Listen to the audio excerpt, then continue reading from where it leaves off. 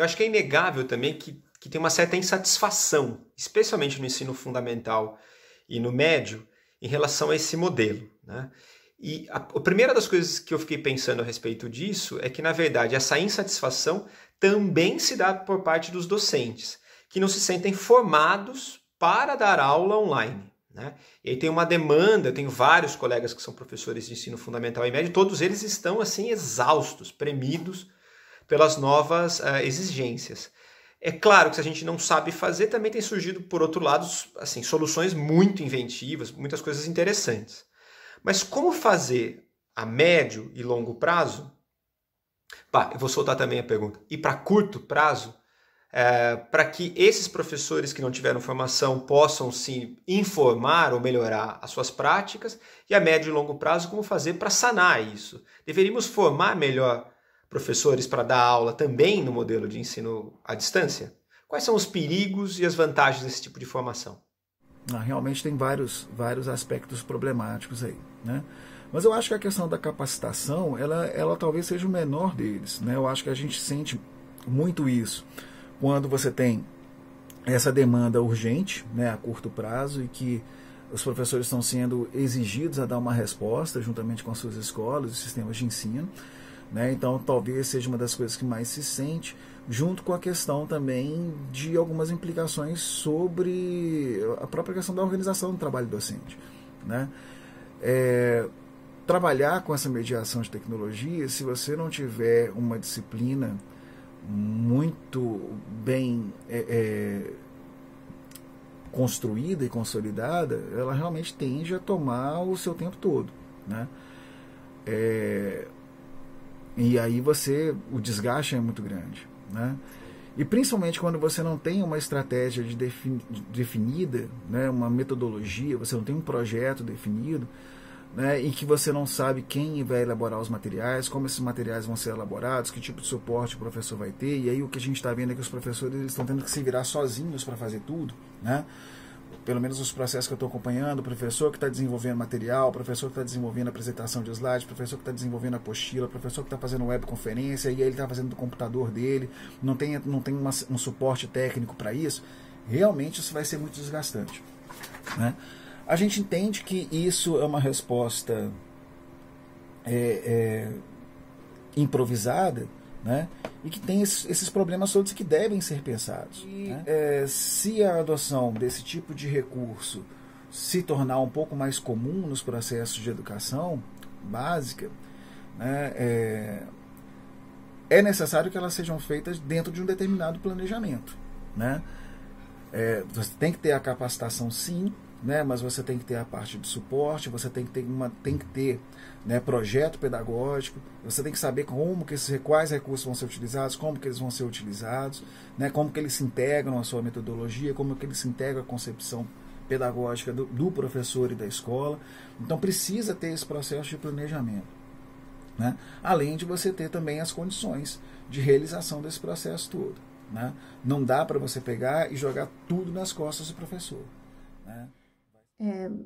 Você mencionou antes, né, de que as pessoas estão tendo atividades muito inventivas, estão mesmo, improvisando, aprendendo linguagens que elas antes não conheciam, da parte dos professores e da parte dos alunos. Isso tem a ver com uma formação precária, né? Uma formação dos docentes para trabalhar com essas linguagens, mas também dos alunos para aprender essas linguagens. Mas o que deve ser fundamental é a gente não reproduzir um discurso de falta de autonomia no processo de aprendizagem dos alunos. Porque a gente começa a reproduzir e dizer assim, mas eles não estão habituados. Começa aqui, possivelmente muito mais habituados do que os seus professores com as tecnologias. Mas imaginar de que a figura do professor tem que estar sempre centrando e conduzindo todo o processo de aprendizagem, passando por cima da autonomia daquele que aprende, é muito negativo. E se a gente for pensar nessas possíveis autonomias de quem aprende, aí a gente vai ver essa potencialidade de estar pensando na educação à distância. Mas, relembrando, gravar uma live, gravar uma aula, Isso não é educação à distância, isso não é nem extensão. Extensão também é sempre tratada de uma forma muito leve, leviana, amadora, como se fosse assim, eu vou lá, falo coisas por 1 hora e fiz extensão. Não fez extensão. Elas estão descobrindo as potencialidades de trabalhar online, que é algo que a gente já devia, na área de ciências humanas, está trabalhando há muito mais tempo. Não adianta a gente ficar chocado com a penetração de maus programas sobre história, não adianta a gente ficar chocado porque existe o Brasil Paralelo, que é claro que tem uma verba investida aí, se nós não estamos nessa arena. E se nós não estamos nessa arena pelos motivos de, não, eu só acredito no corpo a corpo, é tolice. Então nós já perdemos essa batalha que se torna fundamental face aos negacionismos e revisionismos, não estou falando como historiador, que estão nos assaltando e que já vem assaltando a sala de aula da educação básica, né? E essa é uma das ferramentas que, principalmente na área de ciências humanas, tem passado ao largo. Então, e nesse sentido da gente pensar a formação à distância, nós estaríamos fazendo um jogo de ou, quer dizer, ou eu formo à distância ou eu formo presencial. Quais são as vantagens e desvantagens das duas formas de lógica de formação de alunos? E se elas devem ser conjugadas? E se devem, como? Como a gente conjuga o ensino presencial com o ensino à distância? Luiz, essa sua pergunta é muito boa. Realmente não há necessidade de haver uma dicotomia entre educação à distância e ensino presencial, né? Eles não são opostos lógicos, não existe relação de contraditoriedade entre uma coisa e outra, né? O processo de ensino e aprendizagem ele sempre foi mediado por algum tipo de recurso tecnológico, se a gente entende a tecnologia de uma maneira mais ampla, né? Não só como os artefatos mais contemporâneos, né? Mas como estratégias que o homem desenvolve para poder fazer realizações no mundo material, né? Então sempre houve uma mediação. Acontece que em cada tempo a gente está habituado a uma determinada forma, uma determinada mediação que é característica daquele tempo, e a introdução de novos recursos costuma ser vítima de algum olhar preconceituoso, tanto do ponto de vista positivo quanto do ponto de vista negativo, né?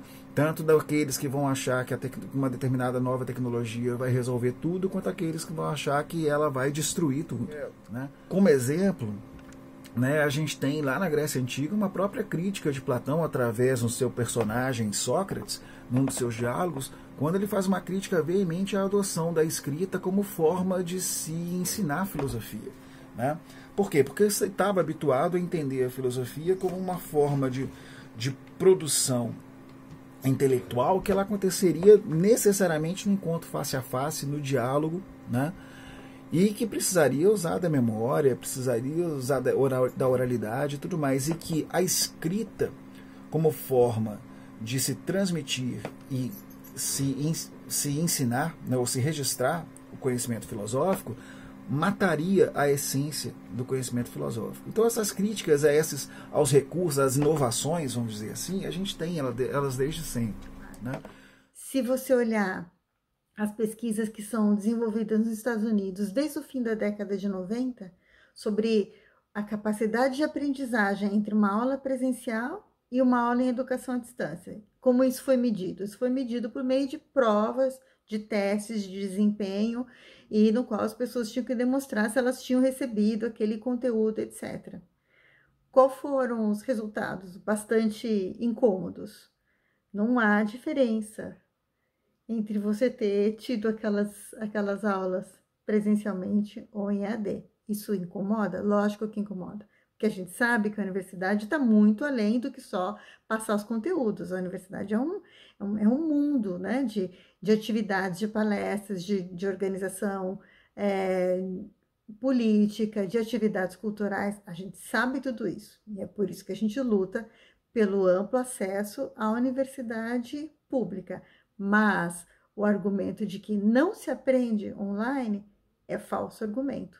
Então, vamos trazer esse debate dentro de argumentos sólidos que não sejam falsos argumentos baseados na nossa impressão. Eu não estou resistindo, eu vou enfiar o dedo na ferida. Eu acho que existe um estigma sobre o ensino à distância, né?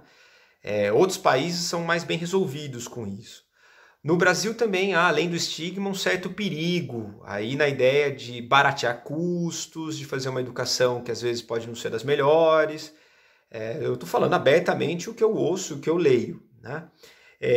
Mas também acho que com isso vem uma certa idealização do modelo presencial, né? Uma certa de ilusão de controle melhor sobre a sala de aula, de formação do aluno, não sei que raio. Eu estou errado em pensar nisso, que existe um estigma sobre o EAD? Bom, Luiz, você tem razão. Existe um estigma mesmo sobre a educação à distância. E é interessante para a gente até pensar que se existe uma única educação à distância, né? Na verdade, não existe. Boa parte desse estigma em relação à educação à distância pode ter vindo aí da sua história anterior, né? E também até por conta da maneira como ela é vendida pelas universidades privadas, né? Ela é privada como uma coisa mais fácil, mais barata, né? Que você não precisa de tempo para poder fazer, né? Que você vai conseguir ali a sua formação facilitada, né? Então existe sim esse estigma. Existe sim um estigma em relação à educação à distância. Um estigma parcialmente justificado, porque o uso dos computadores barateia a relação de ensino, e é lógico que se é algo vantajoso em termos comerciais, não é agora por causa da pandemia, de que várias redes de ensino privado, você não gosta da palavra redes, né? Mas eu acho que são redes de ensino privado e grupos, né, que se organizaram para usar o computador para dar aula, principalmente na educação superior, né? Eu posso dizer tranquilamente que está concentrado na educação superior e na rede privada de educação superior. É lógico que se é rentável, eles já perceberam isso há muito mais tempo e não foi agora com a epidemia, e assim sendo, eles têm um know-how adquirido e plataformas, e nós ainda estamos aqui tentando usar plataformas que não sejam pagas, então existe, sim, uma disparidade quanto a isso. Mas o estigma nasce também para nos mostrar os nossos apegos e os nossos conservadorismos em relação ao que é uma relação ideal de ensino. Existe uma idealização do ensino presencial. Ela é irrazoável num país em que a gente não consegue atingir nem 15% da população de jovens, por exemplo, na universidade. Ela é irrazoável porque, para se ter acesso a uma universidade de qualidade, aqui eu penso na universidade pública, estadual ou federal, você tem que passar por uma série de funis, dentre eles o exame de acesso, mas também há outros funis que deixam do lado de fora uma quantidade enorme de pessoas que poderia estar se beneficiando da educação à distância. E é um certo conservadorismo em imaginar de que eu li muitos textos assim, porque nada substitui o olho no olho. Sejamos honestos de que existe uma série de interações presenciais profundamente insatisfatórias em termos de ensino. Existem aulas insatisfatórias, existem relações de ensino insatisfatórias, existem aulas mal preparadas, pouco preparadas, baseadas no improviso, que é muito mais difícil em educação à distância. Em educação à distância, você, primeiro de tudo, concebe todo o curso, concebe todas as aulas, a ordem pela qual você vai apresentar os temas, as formas pelas quais você vai avaliar esses temas. Então, sim, não tem muito espaço para o inesperado. O inesperado aparece só nos momentos em que existe interação online com as classes ou com os alunos. Por outro lado, reafirmo, há um tempo atrás foi moda falar de interatividade. Ah, não, esse museu é interativo porque você vai lá e gira manivelas e aperta os botões. Isso não é interatividade, isso é mexer nas coisas.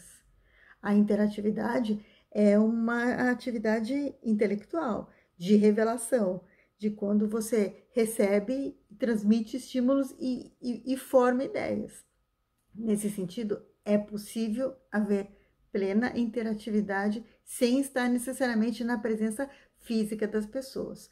É melhor a gente se acostumar com essa ideia, porque as nossas formas de estar presentes fisicamente com as pessoas nas próximas semanas, o quiçá nos próximos meses, vai alterar. Mas a gente tem modelos de educação à distância bem diferentes, né? Então, se você for fazer uma comparação entre os cursos de educação à distância das universidades privadas, né, que visam muito mais um atendimento em massa e com custo barateado, né, você vai ver que um modelo é um modelo muito mais preso ali àquele tecnicismo que a gente achou que já estava superado, né, um modelo muito pautado em conteúdos, né, em que você não tem uma atuação do professor de uma maneira mais pedagógica, vamos dizer ali, junto aos seus alunos, né. Mas se a gente pega os modelos em algumas instituições públicas, eu vou citar aqui o lugar onde eu trabalho, no SEAD, por exemplo, a gente tenta fazer uma educação à distância que ela é feita, né? Primeiro que o modelo de estruturar ela já é diferente, né? Você não tem um especialista que vai produzir um determinado conteúdo, produzir uma apostila que vai ser dada ao aluno e vai ter um explicador, um tutor que vai simplesmente acompanhar como que o aluno está aprendendo aquela apostila, né, e depois fazendo uma prova. Né, você tem professores que são responsáveis pelas suas disciplinas, assim como nos cursos presenciais. Em geral, esses professores elaboram os seus próprios materiais, assim como fazem, né, fazem no ensino presencial.